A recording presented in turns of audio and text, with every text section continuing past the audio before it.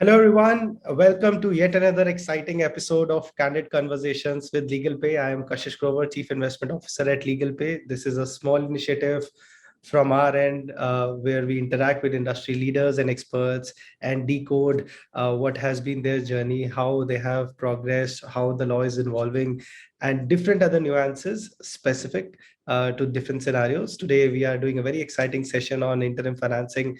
And today, we have a very special guest with us, Mr. Ravendra Beleyur. He's an insolvency professional and has 3 decades of experience in consulting in industry.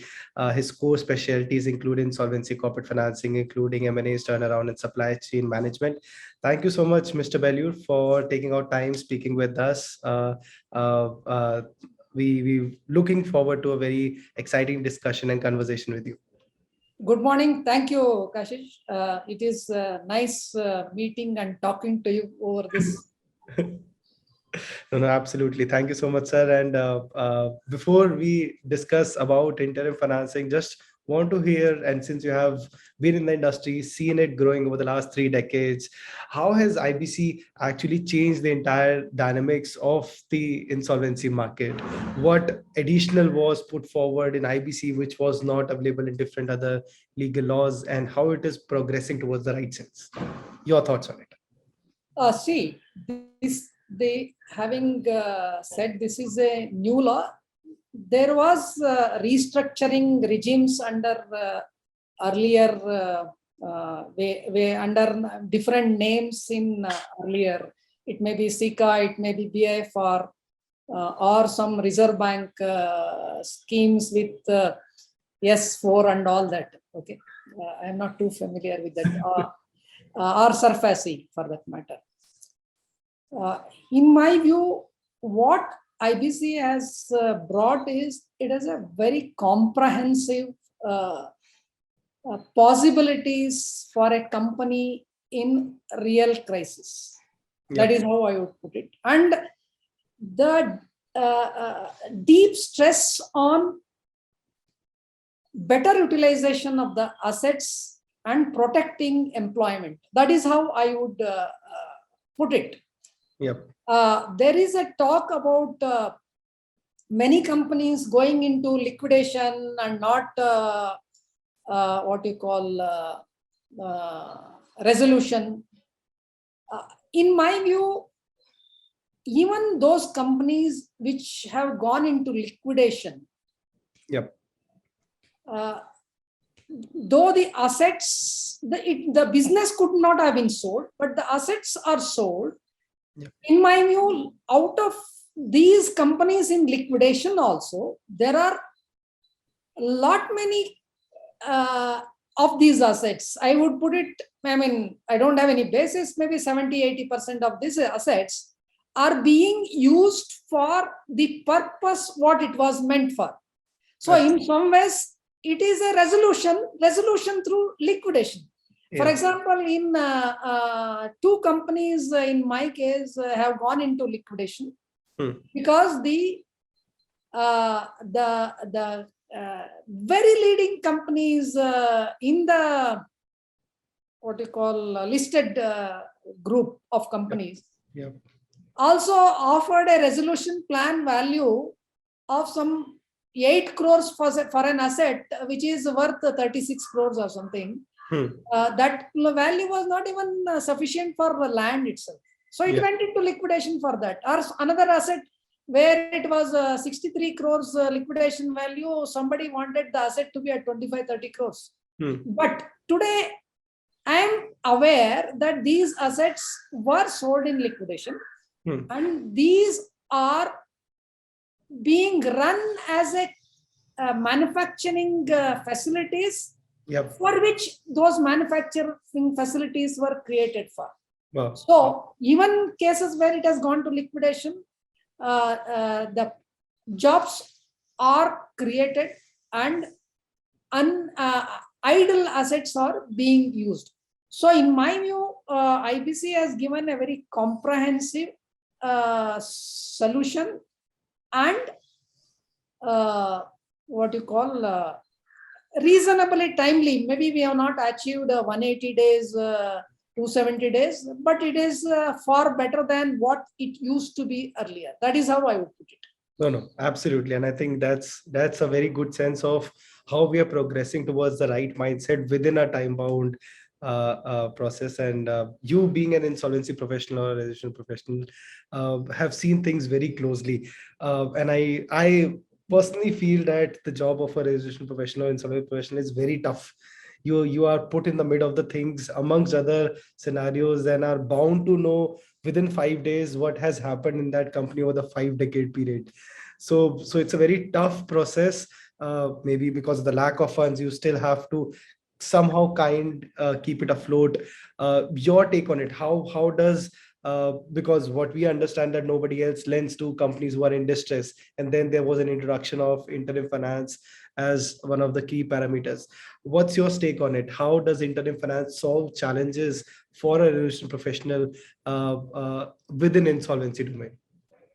Okay, this is a very relevant and interesting question.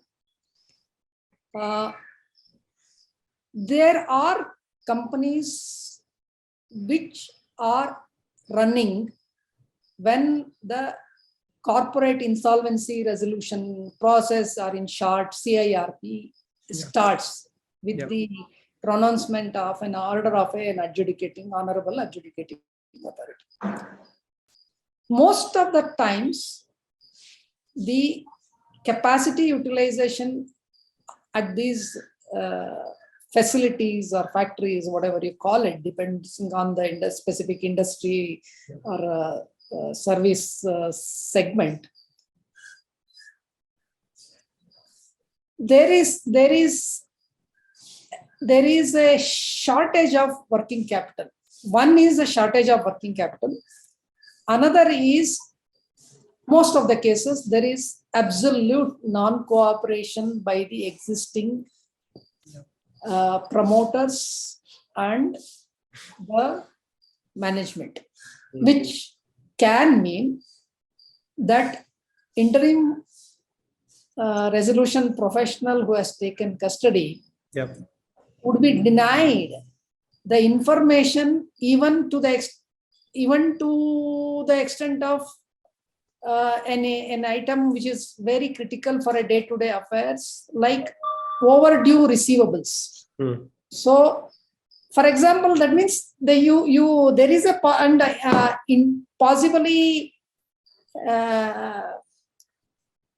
people may be telling that I'm cooperating and doing that. There is a tacit non-cooperation message. In that scenario, if an interim resolution professional takes a call to get interim finance, it would be very useful in maintaining the level of operation, whatever it was there. So, in some ways, I think some level of non-cooperation could be sorted out. That is number one. Number two, in these companies, most of the times, the workman employees are not paid on time. Yes. So, for example, the salaries are supposed to be paid on 7th of the month of the following month. They are paid 25th, 15th of the month. When IRP takes charge, he has a very huge responsibility to adhere to the law of the land. Absolutely. So, if he is in a position to take money to pay those wages, salaries on due date, yes, that can create a huge impact on the masses inside the company. That gives a confidence to them. Oh, this process is done for our good. The starting point is, okay, we are getting our wages and salaries. See, we should not forget, these are the people who get 10, 15,000. Most of the times it is the minimum wages when it comes to workmen. They absolutely depend on this money for paying the rent, living, to meet their day-to-day needs. Yes. So if an IRP addresses this small issue, it would be a huge impact for a going concern, and you can see the cooperation of these masses coming for this process. That is how I would put it. So I share two aspects. One is it can be a big booster when there is any kind of tacit non-cooperation. And if there are delays which normally are there for payment of wages, salaries, and other very, very essential payments, it can have a booster effect on the confidence on this CIRP as such. That is how I would put it. No, absolutely. And very spot on. And I think the impact is much, much wider than just obviously keeping the debtor afloat, because obviously, as you rightly said, it creates that confidence within the entire machinery, specifically for the workmen and the other stakeholders.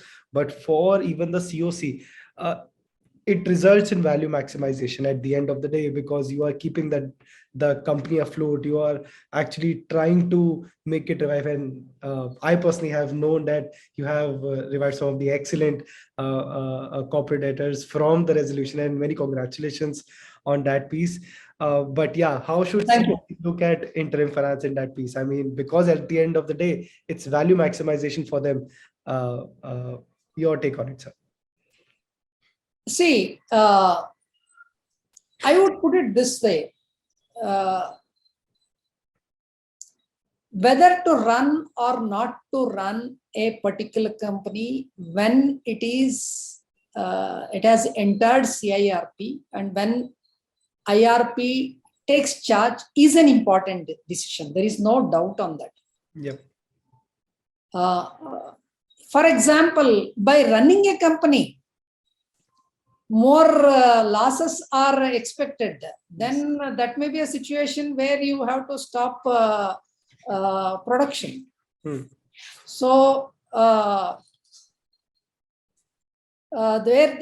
has to be for example, I'll share. Even when I was running a company where the turnover was I'm happy to share, I did a turnaround after 97, 98 Southeast Asian crisis in Indonesia of a company.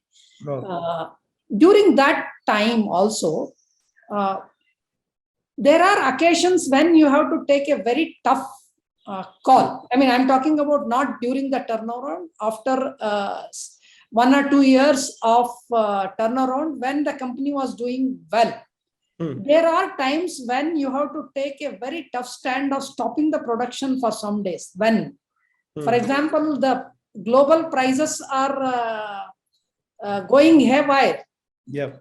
Then there may be a situation where you don't know what price to sell, and because you don't know what price you are purchasing. There may be cases like that. So when IRP takes charge, he needs to see a very simple thing, that is whether there is contribution, whether the direct cost and the selling price, if you consider whether there is substantial margin or normal margin or not. As long as there is a margin, yes, the normal sense is there is a need for continuation of the level of production or level of operations.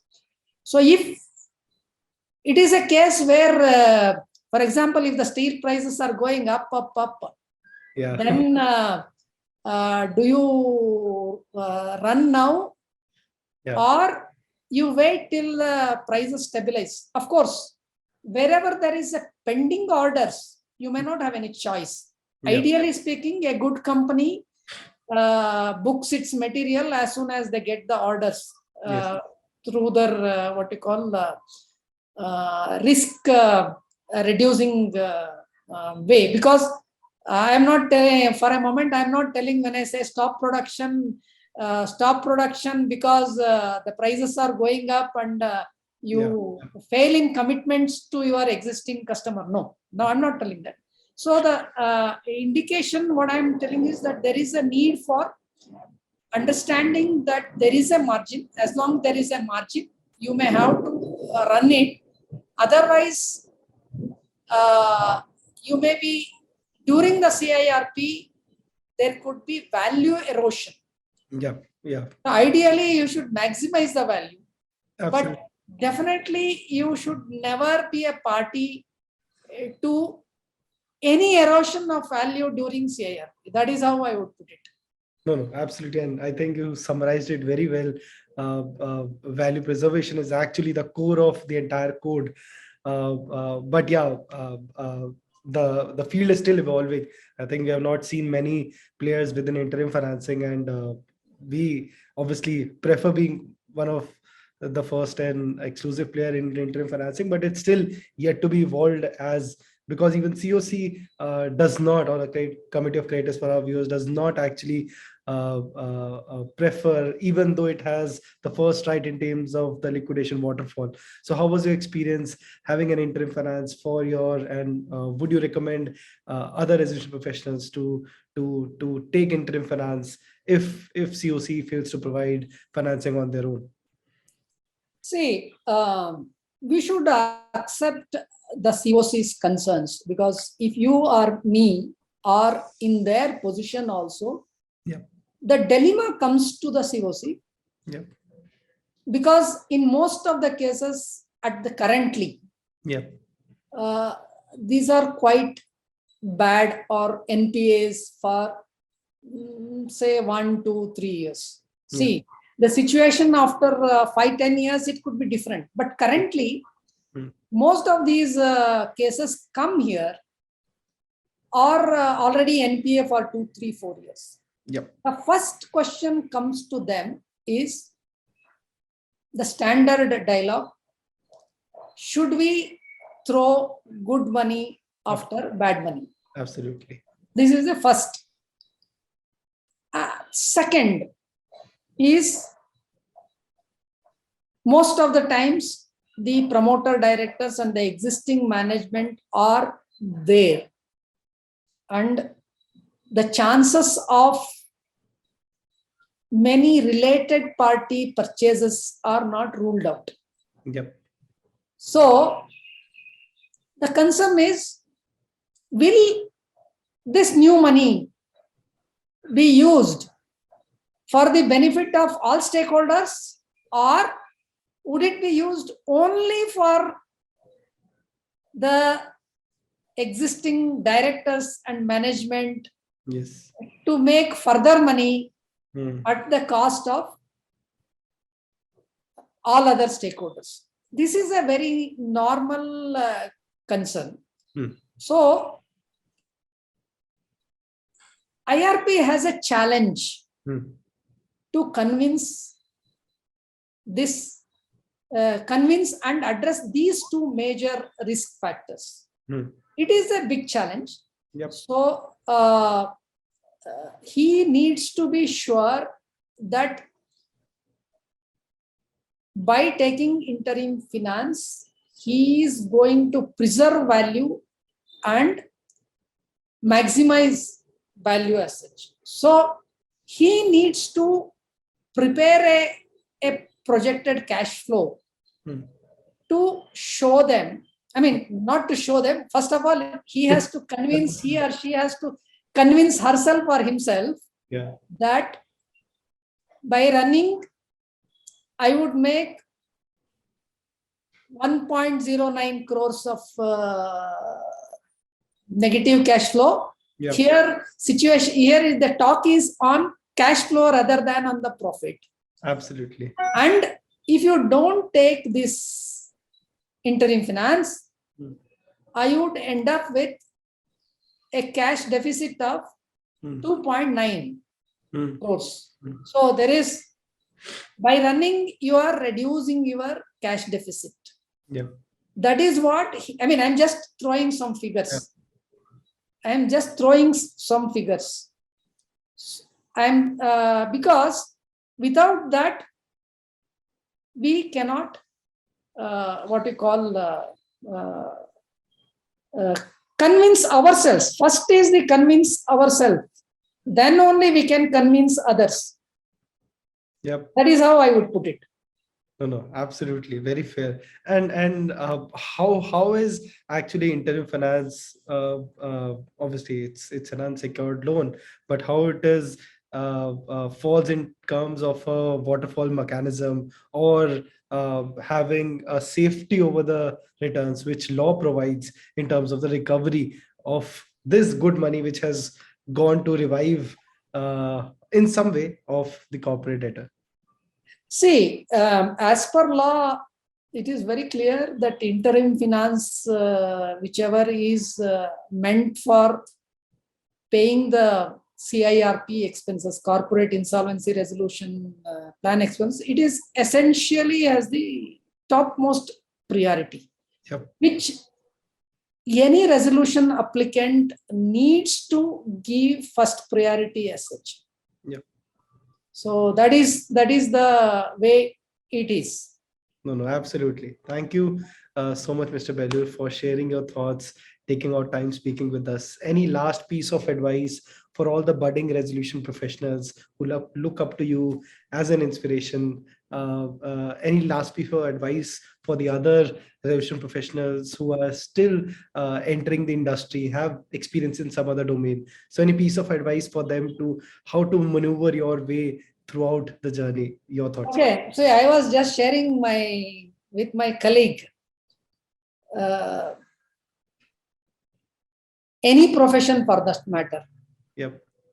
What is needed is, if you want to be good in that profession, for your satisfaction, you need not satisfy anybody else. No, you can't satisfy anybody else.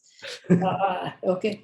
You should be more focused on getting satisfaction from your work, Yep. yourself at the end of the day. Yep. Research focused work. Yep. Is a need. It applies to any profession, any piece of particular that profession, whether it is interim finance, whether it is custody control, whether it is avoidance transaction, anything for that matter. Yeah. My advice to any newcomer is, in any profession for that matter, more so here, be very research focused. Ask why 3 times.